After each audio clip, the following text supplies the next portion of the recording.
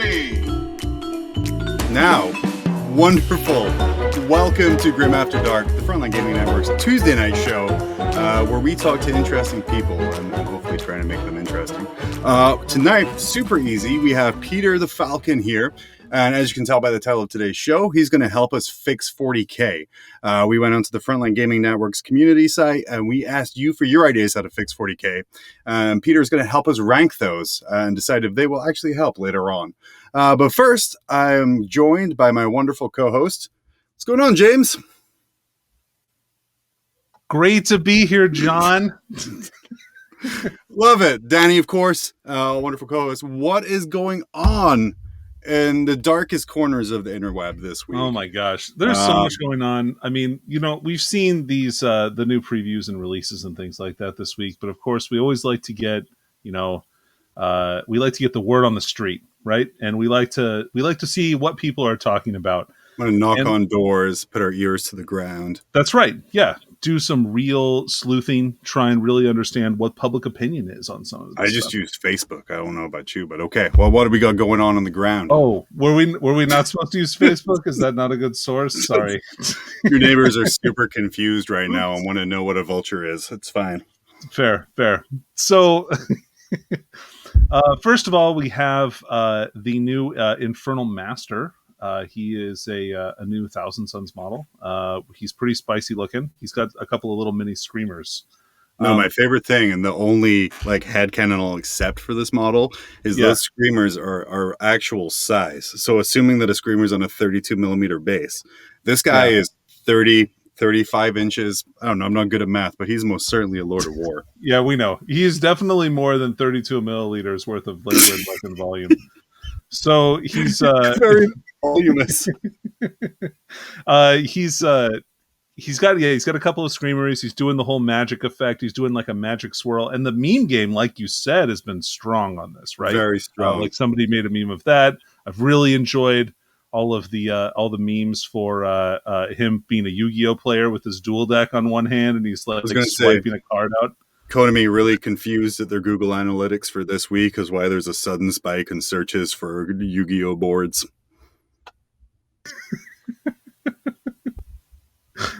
So here's some of the impressions that we have. One of these, I like this one. Wait, hang on.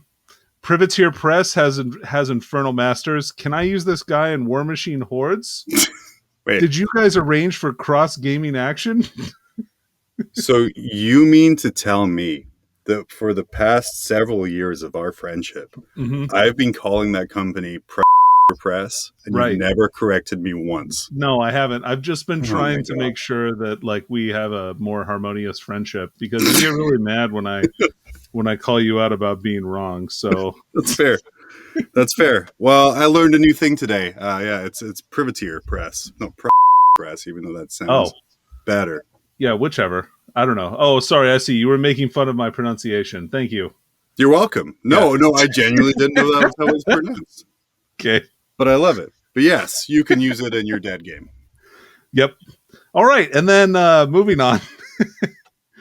Another gentleman just gutted that now both Tzeentch and Nurgle have 2 times the model releases, while my Slaanesh and their internal nemesis Khorne have 0. Well, that might be because they're their own unique codexes. I mean, I don't want to say nothing. And, Paul Winters is entitled to his opinion on a Facebook post. But hopefully, within the next couple of years or so here, we're going to see that change a little bit. Wink, wink, nudge, nudge. Hopefully. Yeah. Well, hopefully that'll be the case. And then also, this was my personal favorite one here. Meet the Emperor's Children. Oh, with a name like that, they're bound to be loyalists, right? So referring to this new model as a reaction, apparently he's an Emperor's Children Thousand Sun crossover. That's the crossover I want to see.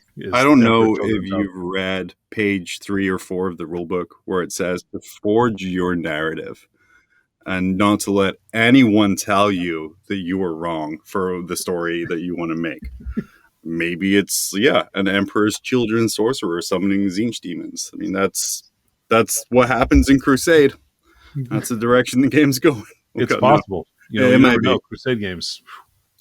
All kinds of stuff fun. gets crazy. Um, and then in regards to the release of some of these new orc models that are coming out, we've got Warhammer 40,000. Can you please restock and stockpile stuff that's been missing from the store for a while before you release new models? Or am I going to have to wait until next edition's Codex because you are pushing for a release schedule? I think the Mechanicus Codex that we have right now is plenty. Like, let's not add on to that or add a new one. I think we're good where we're at right now. Or maybe we're too good. If they had the thing where, like, could you just like catch up in your stocking instead of releasing new models? They just replied with no. No, just nothing else. Actually, we've moved past that now. Like, we're not actually going to make any new. We're not going to make any old models anymore. We're just strictly focusing on new stuff. You guys are living in the past. Could you? I don't want to live in a world where everything is a limited release. It would be awful. But that's okay. Maybe that's the world we're going to. But I will get that model. And then finally, we have a request for how about you finish releasing the new sister stuff before new models for other factions, which I do get. There are sisters models that have not been released yet. Which ones haven't been released? Well, the banner chick, right? She's not out yet. Oh, with the sword, the new special character that they have. I don't think she's released yet. That's fine. No one to use her. You're okay. You can survive. I'm sure I'm forgetting something else too. Glue a flag to the backpack of a battle sister. It'll be good. It'll be fine. It'll be fine. Guys. Great conversion and Golden Demon winning even. So, but yeah, no. Honestly, not as many negative reactions as I would thought, especially with the orc, like the limited number of boxes that were released for the Snagaboys box, the Beast Snagas box. So I have a terrible joke about that. It is a well-known fluff reason that orcs can't count higher than 3. So that is why each store's allocation was 4, because there were like 1, 2, 3 lots. And they're like, okay, 4 boxes it is. Can you explain to me from a fluff perspective why orcs can't count higher than 3? No. Okay. Well, cool. Yes, but I'm not going to. Okay. Fair. Thanks. Your intellectual elitism proves masterful as always. You're welcome. It's my Slaanesh siege powers. I see. Cool. Got it. What else we got? Oh, yeah, and the Castigator. We got Lucas talking about that. That's the new Battle Sister tank. The not a predator, right? Yeah. I'm not a predator. You got it. the Chris Hansen mobile. Pursuant to Megan's Law. Love it. Great. Well, yeah, that's kind of what we've been seeing in the community this week so far.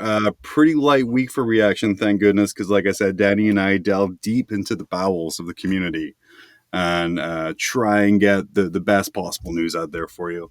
A couple things I want to touch on here before we pull out and then go talk to Peter. All right. You gotta watch the phrasing here, guy, with the deep in the bowels and the pulling. Like, let's get it together. Look, all I know is I don't have to edit this. So thanks. I want to touch real quick. LSO is coming up, and we're so excited to have the Ocho back in commission. Yeah, bringing you streaming coverage of the entire event.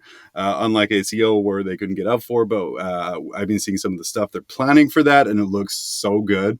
Nice. This might be the worst stream overlay in history, according to 2/3 of the internet, but the stuff they have planned coming up for LSO looks amazing. And I'm super excited for you guys to see that. And it's going to be available everywhere. Everywhere you can get this, you'll be able to check that out there. So very exciting stuff coming up. Our own Seth, the Mad Dog's going to be at LSO, going for that sweet 3-3 finish, you think, Danny? What are you going for, 2-4? Oh, for Seth? Man, yeah. If he goes 2-4, he'll be living his dream. Living his best life. Probably his best tournament record ever, actually, I think. Yeah, without taking Iron Hands. Let's just say that much. Yeah. Amazing. So I think without any further ado, let's bring on Peter the Falcon, where we're going to talk about kind of the current state of 40K and then go through. It's okay. I've checked my doctor, taken my pills. My salt level is down enough to kind of get back to that place. So we're going to talk about the current state of 40K, as well as going through the list of suggestions you guys provided on the Frontline Gaming community page.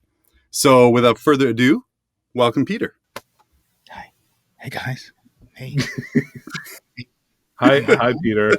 Am I on TV? Yeah. Yeah. You're in a TV. Actually, it's slightly different. Yeah. Hi, Yeah. Mom. It's on the FLPN style guide Told that you. all presenters must be in a TV. Really How's it excited. going? What do you want me? What do you want me for? What am I here for? Let's do I was this. gonna say I'm really excited for the new overlay, like 15 TVs. So I've been told. But yeah, so we brought you on as the statistician expert of how things are going in 40K right now, which I guess in 4 sentences, how would you describe the current state of 40K? Really bad. It's the worst I think I've seen. It's a complete another shit show. Sorry, Tyler. And sorry, Tyler. Yeah, that's about it. That should do it. Perfect. Wonderful. So why right now are we seeing kind of this bad game state that's got you all in a tizzy? I'm not really in a tizzy. I got over it. I got over it quick. I think I got over it after Drukari, really, because we knew AdMech was going to be strong. While Drukari were out, people were like, well, we're really sorry because guess what? Like the next book's not better. And we got it. And we're like, oh, it is way worse. So I have come to terms with how terrible it was going to be. We saw the codex. We saw how strong it was on paper. And it has definitely proven itself in the month and a half or so that people have been allowed to play it in tournaments already. The big difference between this and Drukari was Drukari started ridiculously high and then kind of slowly came down and leveled out. So they were in the 70s and then they kind of dropped down to about a 69% win rate. Nice. But their TWEP kept going up because people are figuring out how to actually win events. Somehow they didn't understand you can just forward face smash everybody and win. But with AdMech, it started kind of low. It was in the mid 50s, which is still strong. They were definitely winning events already. Like they started the first week winning 2, but they just kept getting stronger and stronger as people have realized, like, maybe I just need to take more Skitarii. Like, who needs anything else in this army? So we've seen kind of foolishness like Manny Chima's 140 Skitarii list has become more and more popular. And so we're sitting at a point now where we've got 2 factions that are significantly better than the rest. AdMech are at this last weekend sitting at a 68% win rate since they came out, 71% outside of the mirror. So like a percent lower than Drukari were kind of at their peak. And Drukari are still at a 64. AdMech make up 30% of all factions that get to TWIP, that's tournaments and winning position. They're armies that get to the 5th game at an event without a loss. Drukari make up 25% almost. So you're left with a very small proportion for everybody else to kind of take up the mast. So it's really at quite the state of imbalance as of today, at least. And it doesn't look like it's getting better with Book of Fire coming out. So we're just not in a great place in terms of competitive 40K in this particular period in time.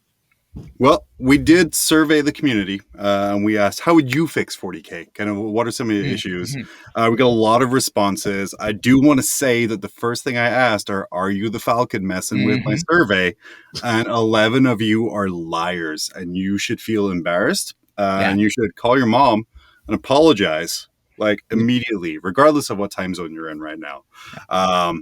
But I was able to separate the responses into 4 or 5 main categories. So we have complaints about the codex and the rules, complaints about the game, insane complaints, rants, and other. So where do we want to start? What do you want to touch on here first? I mean, I only want to talk about insane complaints and rants. So let's ignore the rest. I don't want to talk about sensible people. Like that's fair. Like who needs that? Who needs that in their life? This is not Thursday. You have a great point. We'll start with one of the insane complaints here. Okay, let's hear. To make a statement, all the independent playtesters should quit and protest with a public statement of why in broad strokes. Their NDAs probably don't cover that, so they'd be safe from any legal action. Do you feel it would improve the game if there was 0 playtesting going on? Yes. Let's get rid of them. All of them. Out. Done. Let's go back to the old ways. I really think that would be the best way to do this. Let's make sure that no one has seen anything and just stuff gets released. And then maybe we'll get a FAQ in 6 months that says that, yes, dreadnoughts can swivel to shoot at things. Absolutely. And you can That's what I'm turn hoping. turrets in the movement phase and the shooting Yeah, phase. yeah. All kinds of great stuff. Super hopeful for our community if we move to this. So whoever submitted that, you got it. Wonderful. Yeah. Because, I mean, we are at a point now where there is a lot of playtesting actually going on. And obviously, like, the majority of them aren't standing up and putting on, like, their Twitter profile, like, playtester for GW. And even to the point where they have separate teams for teams of playtesters for the different styles of play. Do you feel that that's actually, like, stopped these books from being even worse than they were before? Or what kind of effect do you think it's had in the game as a whole? I think that there were times, yes, where having them has been good.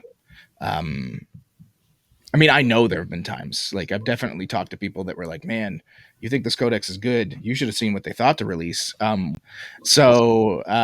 I know that things have been stopped because of the playtesting team. Like, I think that they do provide value. I think we get to a point sometimes where things get missed, as they will in any game, because most games have playtesting teams. And I think this is the bigger one, either they aren't given information because stuff gets changed last minute at the HQ that they don't think will cause an issue, or they just think it's too cool, so they're not going to change it. Or the other thing is they they're just ignored. They say, "Hey, I think this is too strong," and because no one yells loud enough, they go with their own thing. They say, "We'll figure it out after," and that's why we get in these scenarios where we get, one or two or three codexes like Iron Hands, Drukhari, Admech that are just like absurdly more powerful than anything around them. And it's a shame, and it's really disappointing. It really bums me out when it happens, but I try not to put any blame on the testers. And I see where this insane person is coming from, because I don't think they're actually insane. Like, they're doing this as a solidarity thing. Like, hey, if the testers all quit, GW will change their minds. And that's just not what will happen. Like, they just will be like, cool, okay, you guys are cool. Let's go find other people to do this, and we'll move forward. Because it's a giant community, and you have to think that if GW as a company to you was like, hey, we want you to be a playtester for the game, and you'd be like, yeah, okay, let's do that. So there's no shortage of people to jump in and scab behind these people who would theoretically walk out. So yeah, that's fantastic. At least the playtesters I know, they're people that I want to be playtesting the game. There are very few people I've heard are playtesters where I was like, ooh, how'd that happen? But there was two. Yeah. Yeah, there were two. Luckily, they're done. Holy. Do you think that it would be better if the playtesters had like some kind of collective bargaining where they could talk about like the pain points that they had, or like have a better organized system where they could show the things that are bad about a particular book or need to be worked on? I do. I think that. So and I hate bringing up magic because somebody in the comments is going to be like, "Fuck, that's exactly how magic doesn't work, idiot." But they do have they have an in-house playtest team, and one thing that they do is they'll often be pretty open about like either things they missed or things that they were told, they thought were too strong, but they were like, we went with it anyway because we didn't think it would be this bad. Right. Sure. And they'll come out and say it. Sometimes they don't, but most of the time you'll get like an open response from one of them that's just like, yeah, I just didn't see this combo. And if they were allowed to do it, I love it. I think like open communication is always important. And I think the vast majority of the community would appreciate it. Sure, there's going to be a couple like dildos that are just going to, Matt Ward it and send them terrible like tweets and stuff. But I mean, it is what it is. So there's a give and take when you start opening that up. I would love some kind of developer commentary on the Warhammer community page. Yes. They can make it anonymous and just be like, hey, here, this is why we did what we did. We didn't realize this was going to cause this kind of a trouble. Our bad. Here we go. Right. There does seem to be like a lack of wanting to admit when mistakes are made. Like, oh no, we designed that as perfect. Yeah, no, like that's what we meant for it to do. Like, if you guys can't handle it, I guess we'll tone it down. Yeah. Yeah. And I think that's like, that would be like an amazing series of meta watch articles for me, like quarterly, like here's our developers commentary. Like a Mark Rosewater thing, like he does with MTG, where like, this was our idea when we came into this thing. It was a mistake. Like, and then just go, and this is what we're going to do going forward. What would the bars be for that meta watch for like a developer profile? Oh, like, game balance, strats, hair. Ooh, yeah. I'm guessing beard would be one of them too. Yeah, I think most of the playtesters have some kind of ridiculous beard at this point. Yeah. That's why Reese had to quit. He just can't grow one. It's mustache only, right? Yeah. I just assumed that was when he lost a mustache because it was contractually you're not allowed facial hair unless you're a playtester. Yeah. Actually, once you move into that part of Nevada, all your other facial hair just falls right out. So it's true. Well, I can tell, Danny, because since you've been to Alaska, you've tried your best to grow it back. Yeah, it's hard. It's very difficult. I can see that. So, but being that close to Yucca Mountain is tough. Something else we have here, and I'm going to try and read it with the anger that it was presented with. Okay. Is ban campaign books. AdMech, nerf Drukari. AdMech will need about 4 or 5 erratas to be brought in line. Realistically, though, most TOs and FLG don't have the to do any of this, and the competitive meta is going to suck for the next 6 months. What do you have to say to this Chaos player who posted this? I mean, it is very clear they play Chaos. They have to at this. Well, you know what? I don't know if they play Chaos because Disciples of Bellicor is good enough where they may have been like, ban this except for Disciples. We need that. Yeah, just keep that. Everything else is garbage. Like, they're right. I think we're going down a dark path. I think we're very close to going down a dark path. Where I know TOs are already considering like applying not just like small FAQs to weird questions, but going balls deep, right? Like Lord Marshal Conference just said they're like they had fully announced we plan on banning Book of Fire except for Disciples of Bellicor in our go forward, at least for now, until something's done. And we're considering other changes. And I know like they're considering all sorts of changes from like sweeping FAQs to stratagems to points changes to models even. And I see why they do it because you want to present the game in such a way that everybody has fun. But I mean, he's right where we're getting kind of like a dangerous time where we're going to like fragment, where we've been really kind of spoiled by the majority of, I know at least Danny, for you and I, the majority of the ITC being kind of like same rule set, like same things like the whole time. And now have the danger of, I know Danny, where you're moving to, you're going to play one tournament in one store and have this rule set, possibly have a different tournament in this store with a different rule set. And then that kind of gets all kinds of like crazy over there. And like we've both been playing long enough that we remember when FLG was like the whole point of, or a large portion of running like these tournaments was running them with that ITC FAQ. Yeah. So that we all had like kind of a standard set of rules to agree upon. And we didn't have to make a bargain with our opponent every single game to get to use the rules how we thought they would work. We had kind of a governing body, so to speak, for that. So I don't want to see us go back to that. That would be bad. Like, yeah, it's kind of a weird time where things could really fragment and kind of move away as a tournament circuit here. Someone else said, and I know you said you didn't fill out this form, Peter, but pay the Falcon a lot of money and give him direct access to the source of all stats, which I would imagine to be some kind of Indiana Jones style Ark of the Covenant where you would not really want to look in there. No, like it's in Josh Diffie's house, and that's the problem. Oh. It's in Australia, and no one has physically lived in Australia in decades, right? They're all cyborgs. It's all just off the coast of South America. They all just telecommute. Yeah, Australia is a fake place. Like everyone actually lives in New Zealand, and when we get pictures, it's just New Zealand. They're just like, this is us now. Fair. Well, their accent is the same, so it is. Oh, they love when they say that too. They love it. Now, Danny, this one here is something I don't think you would agree with. Okay. In writing, it sounds like a great idea, but I think you have special experience to realize why it would be an awful idea. Release all army books at once at the start of the edition. What do you think of that? Both as a player and someone who has to content create for reviewing army books. So, well, first of all, if I had to do that many Danny's hot takes, I'd probably just want to kill myself. So, don't do that, by the way. But I won't. I would rather just not hear your takes. And Peter, you're saying don't do the hot takes, but do the kill yourself. Yeah, okay, cool, got it. Just making sure. But you think Games Workshop is having supply chain in now? Imagine if they tried to release like 25 codexes simultaneously. And how well that would go, and I can tell you, not super well. Absolutely, yeah. And you would have like a warehouse where there'd just be the stack of Genestealer Cult and Tau codexes that no one wants, and they can't do anything with them. It would be bad, bad times. I don't think this one is serious. At least I hope it's not.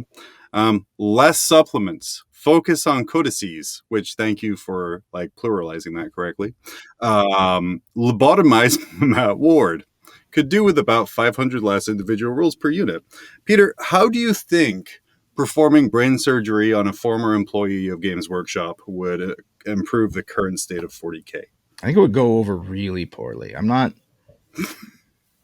know. I think I follow Matt now on, I call him Matt, even though I have never spoken to him, on the Twitters, and he seems like a good enough guy. I don't think he needs that. No. Yeah, I do think that, like, I think campaign books could be good. I think we've made a mistake has been made in adding rules to things that have already been released. Like, if the campaign books were kind of like the Psychic Awakening of everything, where they're like, yeah, we know that we're not going to get to Chaos Space Marines in a year and a half, so here's your Disciples of Be'lakor, here's your Genestealer cults, and here's some cool fluff about Death Watch. A1, you did it, guys. Thank you for giving us a couple extras, things to get us through to the next month or whatever. If they did here's 2 Codex secondaries for everybody, like they did in 8th edition during Index Hammer. They're like, here's some extra stuff to get you through, a couple stratagems because we know you don't got them. I think that would go way, way farther than giving Drukhari that just gets a Codex a new supplement that makes them even harder to play against, giving Admech a new supplement that's just better than what it already had. Giving Sisters something that isn't even that amazing, but just they didn't need it. Like, who cares? Stop. Give us stuff for the armies that need it. And then once everybody has stuff, sure, go crazy town. Like, just blow up our rules, make it so hard to play this game that it's impossible, but get everybody's stuff together first. So how much of this can you attribute to like supply chain issues? Well, I mean, in normal times, would we be seeing like an AdMech supplement come out a week after AdMech, or would be seeing Drukhari supplement coming out the same week as Drukhari? I think some of it definitely is, but I don't think it's as drastic now as it was 2 or 3 months ago. I think when the Drukhari supplement came out, like the Book of Rust, that probably came out 2 months earlier than it was supposed to. And this is just conjecture, right? Just by looking at what they did. Conjecture, of course, meaning stone cold facts. Stone cold facts, because Yes. That's all I ever deal with. Yeah. But I think we're catching up. I think we're probably only about 3 codexes behind where we should be at this point. Maybe 4 tops. So I think we're like, because they've really sped up the process again. And now I think we're just at a point where we're just getting stuff that we don't need. And I don't like it. I don't like it at all. Please stop. Slow your roll. GW, slow down. Get us some codexes. Then buff the stuff that's too powerful. Like, let me be mad in increments. I don't want to be mad for 2 months. Let me be mad for a month. Fix it. 6 months later, let me be mad again. That's all I want. My blood pressure's too high. Like 6 months and so, like at the current state, the game is being almost refreshed once a year, which combined with this kind of super close release schedule that we have now to kind of catch up from the last year is kind of throwing things onto balance a lot. Like, what to you is like an ideal state of balance? Like, when do you think the game should be rebalanced and addressed? I've seen people say monthly. That seems bad, just from like following things and keeping up. Yeah. What, in your opinion, is kind of where we need to be for rebalance? I think if you did a quarterly check, that was probably fine. And then have something for outliers. Like, just have something in place where you say, we really messed up, so we're releasing an emergency FAQ, and be cool with doing it. Just be cool. Like, I hate to go to Magic again, because like I said, people will get in the comments about it. But they now go to, like, they ban like week to week now. It used to be like once a year they would be like, we're looking at bans again. And now they're just like, hey, yeah, something's broken. Sorry, here's a new ban. And I think that would be cool to do, like, in these scenarios when we see Drukhari, rather than being like, hey, just wait and adapt. It'll be okay. Look at these immediate numbers and say, I don't think things are going to adapt that much. Let's fix it. Let's do the soft balance nerf now, so that 2 months later, when everyone's super mad, you can say, like, hey, we did something. We're looking again. Because what we're getting is this kind of soft touch late, right?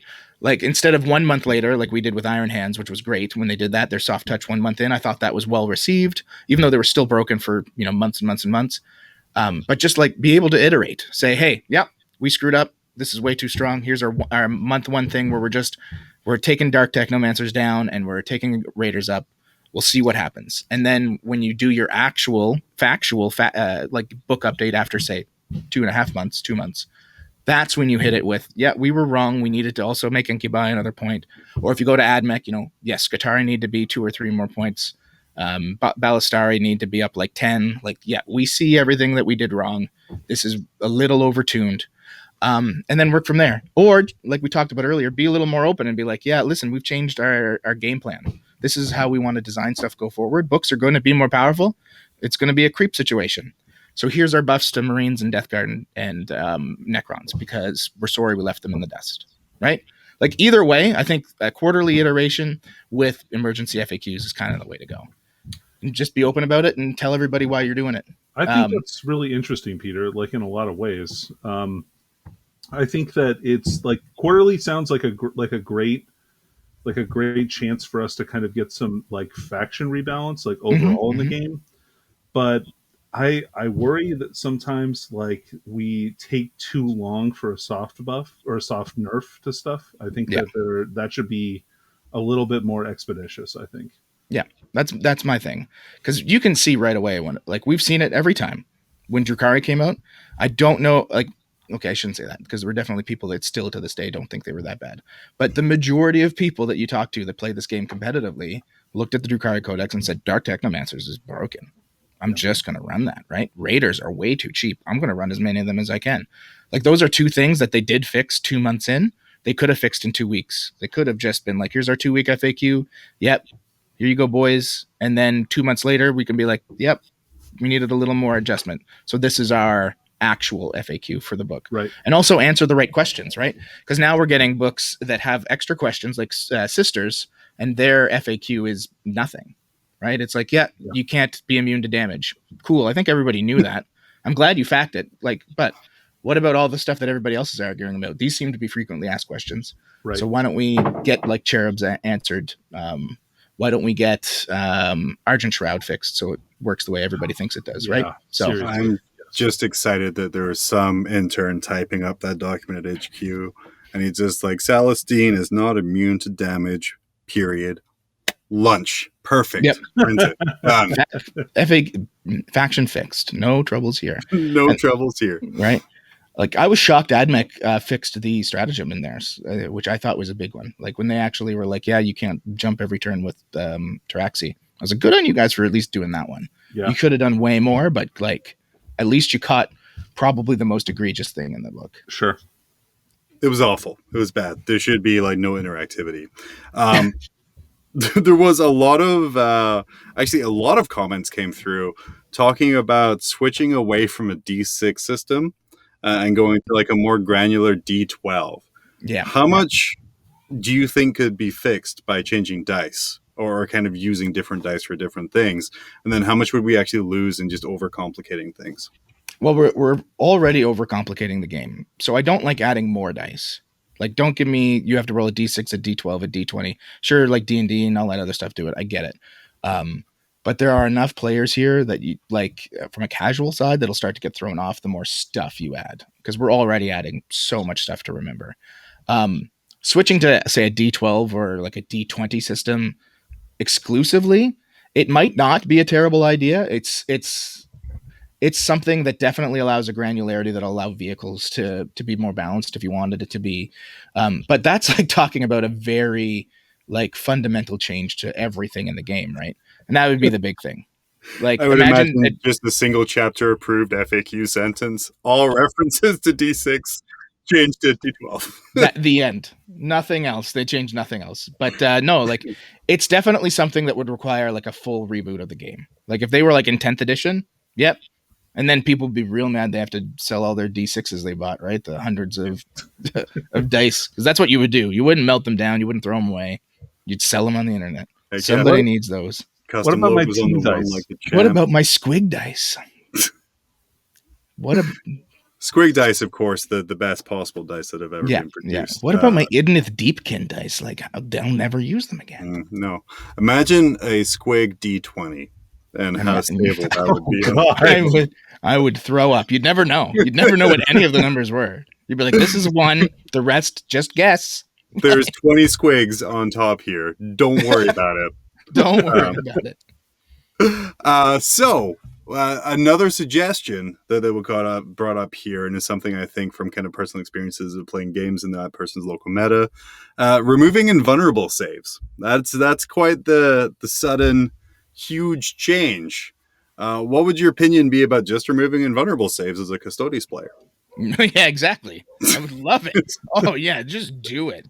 Make this game even more killy. Because that is not the problem. It is not too easy. It's not too hard to kill. Like, it's so hard to kill models.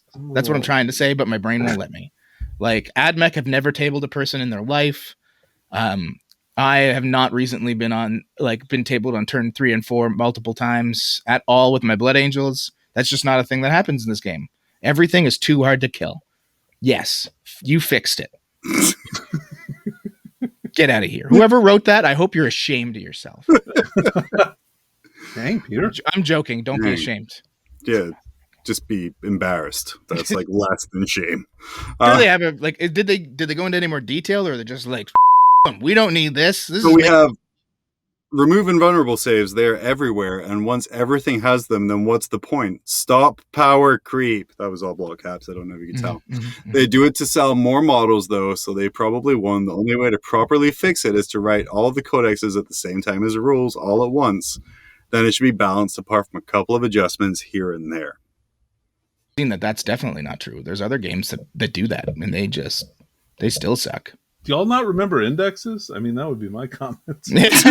Like, we tried this. It didn't matter. I mean, indexes were better than some situations, but we've had a magical time where things were like not perfectly balanced, but they were real good. Like, we had that Nova 2019 scenario where like the best factions, Genestealer cults and I'm sorry, I'm too excited. But Genestealer cults and Imperial Knights were at like a 53% win rate, and that was the best we had. There were a couple factions in the 40s, but they were Marine factions where it was just better to play Ultramarines at the time than run anything else. And that was it. And like, things seemed pretty good. People seemed pretty happy for that like brief moment in our history. And then it's kind of just been downhill from there. So like, we can balance this game. GW can make a balanced game. And I thought the start of 9th was great. I think that's why at least personally, I'm the most disappointed with where we're at. Was because it started off so well. I thought Space Marines was incredibly well written because you looked at it and you were like, they didn't change anything. This book is still really broken. But then you played it and you're like, man, these changes made a big difference. Like, I really have to think about so much. And we saw it in their win rates. They dropped. Sure, Salamanders had a little bit of extra strength because of their supplement and White Scars. But like, overall, Marines seemed to be mostly in line. And then we had Death Guard, and they seemed pretty good. Like, you could see where they had their weaknesses if the game got any worse, but they were definitely strong. Necron's kind of in that same boat. So like, the first 5 or 6 codexes seemed to be around that same power level, and then we hit Dark Angels, and we're like, whoa, that's a lot of free getting. Luckily, all of their players are bad, so we didn't really see too much in the numbers for months, right? Like, we're seeing them now that there's 2 other big dogs. Dark Angels are starting to really show their stripes. But then, we had Drukhari and AdMech. We're like, what happened? Why did we go back to the mistakes of the past? So right? Why did we change things up? Peering into your little seer stones that you have here, do you think that some of the issue could be that there's separate teams working on separate codexes? So maybe there's like one team that's working on like your Space Marine, Death Guard, and Necron, and it's like, yeah, these are great. I love these. These are great books. And then like the next day, like Chris runs in and he's like, man, I have this Drukhari and AdMech book I've done. They're perfect against each other. Balanced. Amazing. I mean, maybe like there's all sorts of rumors out there that Drukhari were considered flat when they were play tested. And so they got extra buffs that maybe weren't seen in testing, which obviously was an issue. AdMech seemed to be in a weird place where I've heard from multiple sources, like, some people knew they were super strong. Others people didn't. Like, they didn't see all the rules. So I don't know what is actually happening. Like, it's so strange. Like I said, it feels like the a game design changed between books. Like we hit a Dark Angels and we're like, this is a new way to do things where we give everybody everything that's good. Where previously you only got good things on very, very explicit units, right? It would be like assault intercessors can fight twice. Nobody else can. So if you want to do that, you need to take this unit that's not actually the best at fighting. They're good at fighting, but that's it. And we saw it with Necrons. And then it was like, okay, Dark Angels, if you have the Deathwing keyword, you have transhuman. And, oh, okay, well, what gets the Deathwing keyword? Basically half the codex. And you're like, maybe that's good. Maybe that's too good. Ravenwing get 4+ invulnerable save, the other half of the codex. And you're like, oh, okay, this seems to be a change in direction. And then Drukhari came out and they're like, let's make everything 8 points. What happened? It's the perfect number. Like they're just like, I don't know, let's make it 8 points and give them a stratagem for everything that we think is good. Or he didn't want to reformat his Excel spreadsheet and he could only put one number in there. And Control F, Control R. His every key on his numpad was broken apart from the 8 when he was writing the Skitarii and the Drukhari troops. Yeah, I mean, crazier things have replaced with 8. I mean, only one Drukhari troop is 8 points, but listen, Danny, I don't need your facts here getting in the way of my jokes.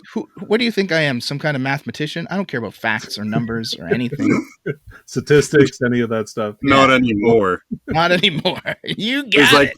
Like the cover of Spider-Man where he's walking away and like his suit is in the trash can. It's just going to be like Peter walking away and there's just like a laptop like hanging over the edge of the trash can. And then you found out I was a clone the whole time.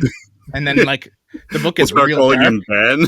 It's going to be crazy. I'll get to wear a jean jacket though, so that'll be cool. Oh heck yeah! Yeah, I like this. Can I be clone Falcon, where I just like wear a jean jacket and walk around? To just change the spelling of center and stat center, and it could be presented by Ben. Yeah, and I get. And like, there's just this weird sense of, foreboding throughout the next like 2 years of my stuff. Like, is he really a clone? Is he the real Peter Parker? We don't know. Just do 2 different. So yeah, on one podcast wear one hat, and then on the other podcast wear a jean jacket, and just don't explain it ever. And I think that's the best way to go. 2 more things I want to touch on here real quick that were brought up as possible ways to fix the game. Not quite from the insane pile, not quite from the rant pile. I really appreciate the 4 of you who wrote paragraphs of passion towards Warhammer. But I also want to kind of do a wellness check on you. So feel free to message me after the show. That's the title of John's fan fiction, by the way. Yeah, it is. Wellness check? Wellness check, which Danny... Paragraphs of passion. Oh, I think I could make $6 on Amazon with that one. Don't worry about it. So the first one here, units can only benefit from 1 buff at a time. Yep. Okay, I see it. How do you even do that? Like, I mean, what? Like, what constitutes a buff? Does that need to be like spelled out? Like, does an aura count? Does anything? I mean, everything needs to be spelled out in our community. Like, we've been through this. We're someone seeing it now with orcs today with Tim on the community page, and I love you, Tim. You're local to the state of Alaska here. But when they say divide the table into quarters, they don't mean make weird triangles, and you know that. And you're the reason that they have to have these FAQs. Yeah, you're the reason why this game is terrible, Tim. I hope you know that. So I love you. You're a teammate, but you're also the worst for trying to make that work. Yeah, please don't do this to us. But also, thank you. Thank you. But so if you have something where you have, say, a unit of Skitarii, you can either give them that Chapter Master reroll aura, or you can give them an extra AP. Like I would say, negative side, man, unless you're a seasoned Demons player, bookkeeping would be an absolute nightmare. Yep. But that is single-handedly the worst idea I've heard all night. That's a terrible idea. You know what? I don't think it's that bad. One of the ideas was to lobotomize a human who doesn't work there anymore, Danny. Yeah, like honestly, on the ideas we've had so far, this one is not even near the bottom. I think it adds a layer of strategy, though, right? We're like, okay, I really need these guys to hit, or do I really need them to wound? So this is what I would say. I've talked to people about this. I've heard both sides, because this is like a legitimate argument I've seen people that I respect in this community start having about applying like some kind of weird rule of 3 to buffs. And it does add a lot of extra bookkeeping. that probably isn't necessary for the vast majority of books that have been balanced properly, right? Like Death Guard don't need this. I don't think. Maybe you Ghost do. Yeah, they do. Maybe. Oh, I absolutely need everything given to me. Give But me all the buffs. like I think for an army like AdMech that is kind of built in this weird scenario where they're supposed to take negatives in order to get positives, like that could be an easy rule you could apply just to them to tone them down. To be like, listen, they just can't handle it. They're robot brains. You can add a real good fluff scenario where you're just like, they're little robot brains. They can only handle so much shit, man. So stop pointing at them. Like that tech priest is like, I want you to be better. And they're like, we can't do it. We're only zeros and ones. You're trying to add twos in this scenario. It's not going to happen, buddy. Like you could do something like that. I mean, their book is already complicated enough, but it might be a quick fix where you're just like, yeah, for Skitarii or whatever, you can only apply X buffs to them and go with that, like 2 or whatever. I'm fine if you codify the buffs, like if you make them like a keyword or something like yeah, that. Like, that might be a good answer, like, where you say fine. you can only have one aura or one malediction or something applied per unit, like maybe. And then finally, what I want to touch on here is something that's near and dear to my heart, and it's something since we've been doing our book reviews, I've been kind of like, is limiting the use of the core keyword. That is everywhere. When I first heard about it, I'm like, man, that's a really good way to restrict things and to make some things better and to focus on other things. But recently, literally everything with feet is core. Yeah. I agree. I think that core was a potential answer to a lot of these problems. And it just wasn't really used to its full potential. We saw it used very sparingly with Necrons, and it was actually a complaint with the Necron books that it would be vastly superior if certain units got core. But it felt like we've just been adding more and more. It made sense for Marines to have a ton of core and to not be vehicles. Like that's just kind of how it is. And I thought that was what they were going with it, like the way they were planning. Like Marines, the whole point is they're super flexible. So everything is core except vehicles. Necron's not that way. So you get your like 4 units that have it. You know, okay, I get it. But like you say, all of a sudden now everything's core, or feels like everything's core in every book. And core is so strong, yeah, as particularly in books like AdMech that have so many buffs that can overlap, right? So yeah, controlling core is a big game changer that I hope people are looking at going forward, and is a potential fix to a lot of the AdMech problems. For sure. Start removing that, right? If you remove core from Ballistari, sure, a lot of lists aren't even taking them anymore, or they're only taking a handful. Like that fixes a lot of their problems. Yeah. Danny, anything else that you saw there on the community survey that we put out there that you want to kind of bring up here before we let Peter loose? No, I got the trash on the ideas I didn't like. Awesome. Well, I think, guys, we've done it. We fixed 40K. We did. The obvious thing to do: release every single book at the same time and lock Danny in a studio in front of 30 books to record consistent hot takes. We have to perform unwanted surgery on former GW staff members, and then also just remove core from everything. Yep. And I think just doing those 4 simple things fixes 40K. Is this a Spiky Bits article? I mean, I hope it becomes one. I mean, it will. This video is embeddable, I'm guessing. So yeah. Okay, cool. Perfect. You're welcome. It's good. You'll enjoy the extra 3 views from people who didn't see it. Amazing. Peter, anything you want to mention or talk about before you get on out of here? I'm going to plug the 40K Jason show. It's a show I'm on every week. It's the best show in 40K. Every other show is garbage and sucks, and I hope everyone knows that, and that you're like any content you make, you are making in vain, because that show is just pure and wholesome. It's the only time I could feel like myself, outside of, all of the time I spend not in 40K land. Because I just wake up at 4 a.m. I'm full of grit and vinegar, and my blood pressure pills are just kicking in. And I get to just talk about absolute nonsense while Rob Symes forces me to talk about 40K, and then Val simps for Games Workshop. And it is the best hour because I love both of those guys so much. And I love that show. It makes me laugh It's the only thing that like I can listen to again just for what the other two guys say. So if you're not watching it, you're missing out. Don't watch it for me. Watch it for like the stupid antics of everybody else. And Angela Lansbury, she's a goddess, and I hope everyone realizes that. I I can't have wait to for her say, model to be released. I never listened or watched the Jason show before until someone told me to. Now I love the dynamic of the see no evil, hear no evil, speak no evil monkeys that you all three are together. Yeah. And kind of bringing 40K to the world.